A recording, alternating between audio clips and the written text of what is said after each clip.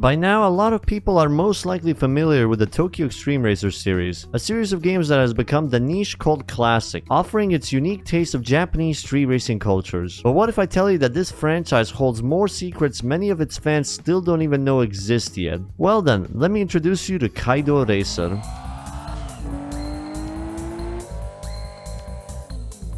You may be wondering why this looks very similar to TXRD2. Let's clear the air a bit first and get things straight. Tokyo Extreme Racer is a title most people recognize due to it being the name taken for the non-Japanese release, but the Drift spin-offs are a bit of an enigma in this regard. The games generally have 3 different names depending on where you look at. In Japan, it's mainly known as Kaido Battle. In the US, it's known as Tokyo Extreme Racer Drift, but in the EU, the series is named Kaido Racer, taking more accurate interpretation to the original name. Due to further publishing hiccups, the 3 Kaido Battle games ended up getting split thanks to exclusive regional release. The first and third game got their US release under the TXR Drift branding we're familiar with. But then there's Kaido Battle 2. The game was exclusively released for the EU, with Konami publishing it just like with Street Supremacy. The result of this chaotic mess, the second game getting named as Kaido Racer 1 and TXRD2 dubbed Kaido Racer 2 in the EU, with Kaido Racer 1 being often forgotten and not even considered when talking about the franchise. Are we clear?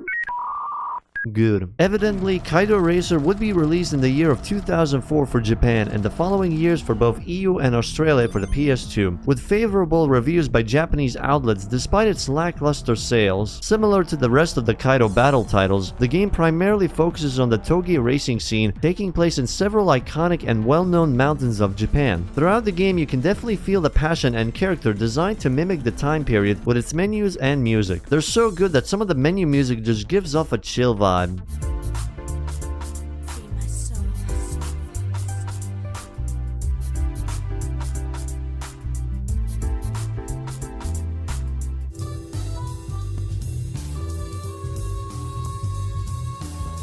But first, since this is a game developed for the EU, the game starts with default PAL settings, with the possibility to go for NTSC settings when booting up the game. This seems to imply Kaido Racer was originally planned to be available for the US, and most likely was supposed to be Drift 2. It's likely something happened behind the scenes between Genki and the publishers. For the game's main campaign, simply look towards the Conquest mode, where we immediately get thrown into the world of Kaido Racer. The game itself has quite a mild story. Everything surrounding this aspect simply revolves around becoming the very best by beating every single rival we run into, until we reach the top to challenge the elusive emotional king, the current ruler of the Touge scene. Meanwhile, there's this weird subplot happening in the background with our character being stalked by a mysterious yellow S2K. But first, we need to pick our ride.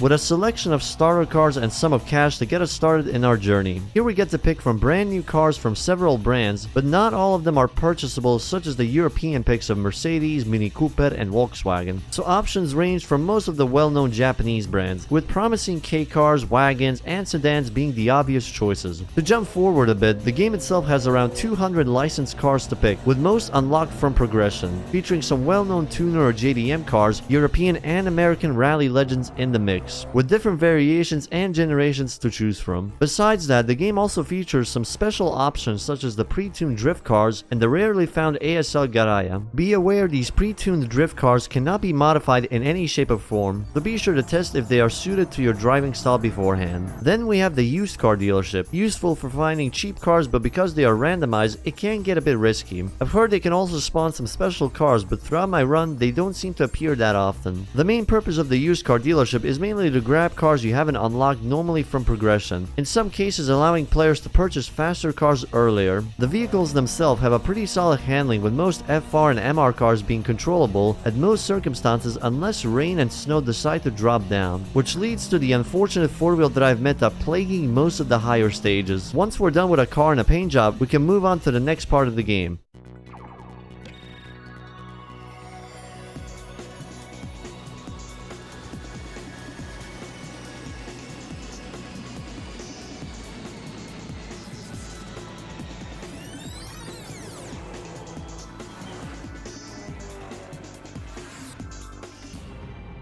Welcome to the introduction stage, with Hakone as our first and only available stage. Daytime races fall under the category races, diversified between standard and advanced races. The standard ones will have several tiers of levels, some being locked behind progression and requiring at least 3 types of classification to be finished. Every standard race will always be CA or corner artist races, the usual drift challenges, with the only requirement to reach the target score. These classifications will always cover the NA, Turbo, FF, FR, 4-wheel drive, lightweight, middleweight, and monster weight divisions, designed specifically so any car can do 3 different classifications within every level. The higher the level, the more cash you will get, but at the same time more entry tickets will be expanded. These tickets primarily serve to limit how much a player can do to farm cash in a day. The tickets themselves reset daily and scales according to the standard race level per track. Unfortunately, they do not carry over to the next day, prohibiting specific strategies to hoard tickets. Advanced races, on the other hand, require your standard race level to be high to even meet its minimum ticket requirement, which is kind of a shame since the only variety we get on daytime races comes from these activities, with time attack races being locked exclusively to a number of advanced races. This does come at the benefit of not requiring high power vehicles due to 95% of daytime races being drift challenges. Advanced races themselves seem to provide higher cash multipliers at the cost of having much stricter conditions, such as limiting to a brand or more specific vehicle classifications. Once you run out of tickets, there's nothing much else you can do. Your best option is to simply move on and enter the lawless side of Touge racing. Once the sun comes down, a shift occurs and we're no longer able to access category races. Instead, the previously desolate and empty parking lot becomes populated with a variety of unique rivals to challenge. Most races done at night will be in the form of SP battles, where both drivers have what is essentially a health bar, decreasing when the gap gets wider or causing collisions. Winning either requires passing the finish line first or emptying the rival's SP gauge. Although this comes at a caveat of the AI getting an unfair advantage, they take away less SP damage. This will be very apparent when challenging some of the harder opponents, as they'll often go so fast causing them to hit barriers or even running you off the road. But worst of all, due to their somewhat high difficulty, they have the tendency to pit maneuver any player who even dares to drift in this game, resulting in an often frustrating experience. But every now and then, drift challenges and time attack races are bound to happen as well, with the addition of special SP races tasking us with dealing against 2 rivals at the same time instead of the usual one-on-one battles, which sounds cool on paper, but not so much in execution. The roads themselves are too narrow for anything more than 2 drivers, but most importantly, what usually happens are both rivals getting left in the dust. Alongside the FL or LF battles, which mostly behave like SP battles without the health bar, featuring an instant win condition after leaving opponents far behind. They come in all shapes and sizes, providing some nice challenge and rewards on top of it, most common being the regular cash prizes, but some may provide things along the lines of brand new vehicle parts, a large sum of cash, medals, and even pink slips. Do note, you are required to have an equal amount of cash to challenge nighttime rivals as wager money. As you may have noticed as well, rivals in this game are classified into several categories. We have the normal rivals, which usually don't pose much of a challenge, with standard cash prizes. Then we have the tricksters and supporters, which ramps up the difficulty while also giving better loot. The high gambler, with an exceptional boost to rewards at the cost of a more challenging race. Team or cruise, which requires us to challenge multiple rivals back to back, while also having our SP bar carry over between races, often subject to the 1v2 races. Medalists, which provide medals and trophy rewards. The slashers serve as the bosses to challenge on each stage, mainly for progressing throughout the campaign, and will only show up once their challenge is accepted. And finally, lovers, comprised exclusively of women who become your average fangirls, otherwise known as your personal harem. You've won another car part? Do you have any unwanted car parts? I'll take them all. There are no drivers who can win so many in just a matter of one day. It's so supernatural. You've got a new car in gambling battle? Give me a ride when you have time. Let's celebrate for getting car parts. No separate checks. It's on Dove. It's getting hot over here. It'll take me a month to win 9 times. Women. Every single one of these rivals have their own quirky story to discover as well, why they became, stayed, or never left street racing to begin with. Addicted to the internet and surfing the web all the time, he comes to Mountain Pass with rumors that he was on the web when his PC got infected with a virus not too long ago. He doesn't have a clue on how to fix it. Just googling how to fix virus. He was a below average driver following a car accident, but just when he was recovering from that trauma, he got hit by a truck on the highway. This made his trauma even worse. An aggressive, screaming Kaido madman. You can still hear him screaming in his car even when all windows of his car are closed. But he's toned down a little ever since he was yelled at by a scary looking guy in a Mercedes. Throughout the different days and nights, these opponents will also spawn according to different criteria, such as the number of days or weeks, what day it is, the number of fans you've accumulated, or just the weather itself. There will usually be hints on how to spawn these rivals shared around using the game's online feature, where we get to see all of the different characters interact with one another just like a real-life forum, just without any slurs being thrown around. Here we can check out certain rivals' spawn criteria, read some of the messages containing useful tips, check out which rivals will spawn tonight, reply to a slasher challenge, or just read the funny posts from the car nerds of Japan. You've got mail. Can't believe it! There's a car parked at the PA entrance and blocking the way. That's so stupid. I hate seeing people with bad manners in Haruna. Exactly, just fucking drop kick them. My favorite idol just says she is quitting. I'm so sad. I'm going out to drive to forget about her. His favorite idol was Haruka. I've had no girlfriend for the last 40 years ever since I was born. I'm so tired of this. I'm asking that girl who's here on Tuesday and Wednesday out. Then I'll go for that girl who's there on Friday and Saturday. She'll fall for me. My man's just going for 2.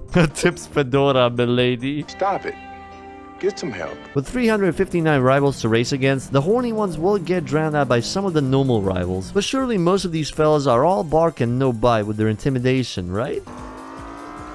Yeah, we're gonna need some upgrades. Now that we have accumulated some cash, it's time to dump it all on some parts. Upgrades can cover a number of sections from power, powertrain, body, tires, wheels, and dress up. With engine and turbos falling under the power category, transmission, suspension, and brakes listed under powertrain, body featuring the option for weight management via reduction and reinforcement, several tire options depending on the situation and weather, with racing being the overall best, wet to deal with both cloudy and rain or stormy weather, and spiked for snow hazards, and finally dress up, an option for those with the desire to rise up their vehicles by changing lights, spoilers, carbon hood, rally kit alongside mud flaps, the choice to change colors, and a full aero body kit. Although each car can only have one body kit, and some like the 22B or even the Ford Focus may not even have most options available, or worse with some of the European cars locking out options to apply sponsor stickers. In addition, power upgrades adds another layer of complexity with engine types. For example, a boxer engine Subaru will not be able to use a rotary engine upgrade and vice versa. This rule is applied for inline and V-type engines as well. Sadly, the upgrade distribution would end up becoming a problem during mid-game sections, as the game likes to throw in boxer-type engine upgrades earlier than every other type, especially the rotaries. It doesn't make it impossible to win with say an RX-7 or 8, it simply makes it significantly harder due to the power cap. So you may want to proactively save before checking out any cars and their upgrades, at least during the early stage where cash flow is scarce. But let's just assume you've beaten stage 2 and have now unlocked 3 different stages to grind on. With more options for daytime events, the economy of the game starts to really ramp up with the addition of sponsors. Just like with most aspects of the game, they come in different variations. Ones we can sign up via the tie-up sponsor menu will usually be introduced from simple progression, but every now and then some random wandering sponsor may show up in the parking lot during daytime, being the only reason to ever check the PAs, which can be a pain especially at the later stages with 8 tracks in total. But firstly, before we even sign up to a sponsor, we need to beat their tests. Some are quite simple, the usual SP battles, but every now and then we might run into several unique races such as the TACB, a time attack variant utilizing the SP bar, CATA, a type of drift challenge also requiring players to reach the finish line under the specified time, but also the dreaded CATB events, otherwise known as CBT.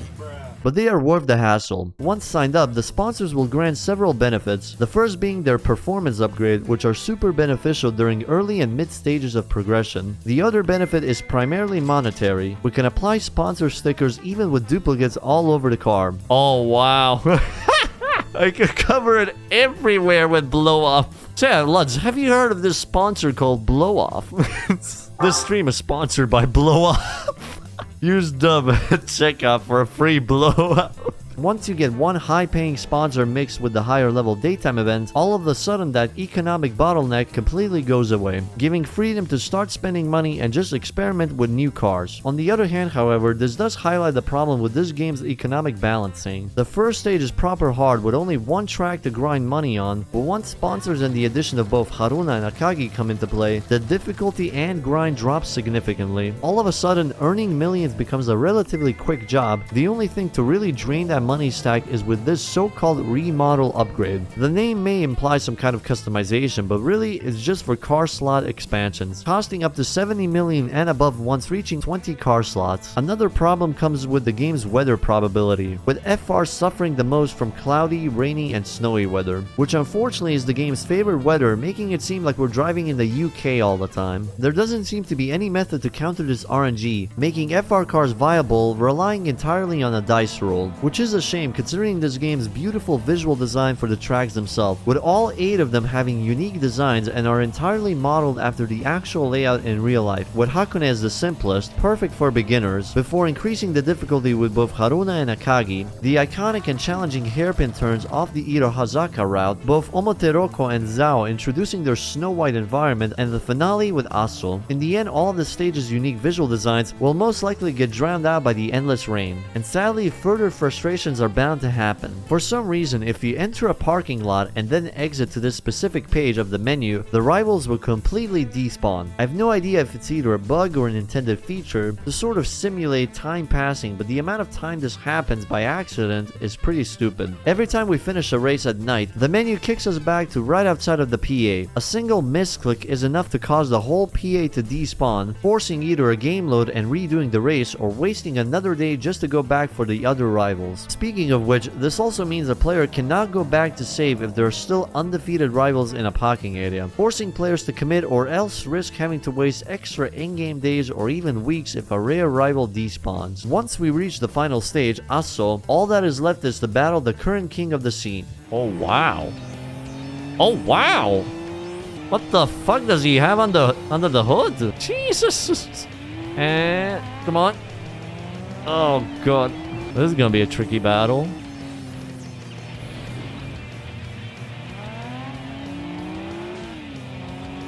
Oh god.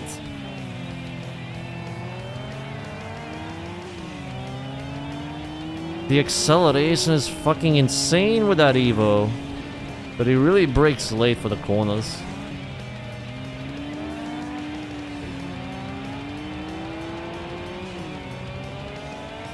Yoink. Nope. Thank you. Not gonna lie, having stormy weather for this type of battle is kinda kinda sick. It feels like it suits it perfectly. It's so hard to hold the lead. It's so freaking hard. Oh, that was nice. Never mind. Oh, no. Jesus Christ. That was very fucking exciting. That was very, very enjoyable. Fucking hell. And that would be the first credits, as this is a Genki title. The first credits isn't truly the end of the game, but I'm not gonna spoil the rest of that. Instead, I want to cover something I haven't mentioned throughout this video, a feature exclusively available for this title. While the rivals tend to reward you with cash, parts, and cars, they also have another set of rewards, that being sound samples. What we can do with these samples is make our own music. There's no incentive for this, but the game contains a feature allowing players to switch around race music and most importantly, use their own crafted music, resulting in this.